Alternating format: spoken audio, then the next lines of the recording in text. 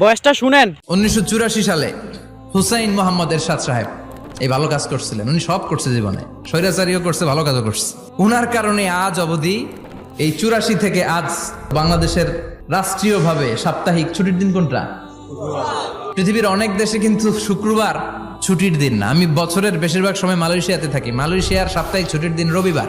খ্রিস্টানদের সাথে অনেক বিজনেস, তো তারা যদি শুক্রবারে ছুটির দিন করে তাহলে সপ্তাহে 2 দিন ব্যবসা বাণিজ্য কাটা পড়ে যায়। নিজেদের কারণে শুক্রবার বন্ধ, যাদের সাথে বিজনেস ওদের কারণে রবিবার বন্ধ। আমরা আলহামদুলিল্লাহ আল্লাহর দেয়া এই পবিত্র দিনটাতে পেয়েছি জুমাবার। আলহামদুলিল্লাহ পড়েন। আলহামদুলিল্লাহ।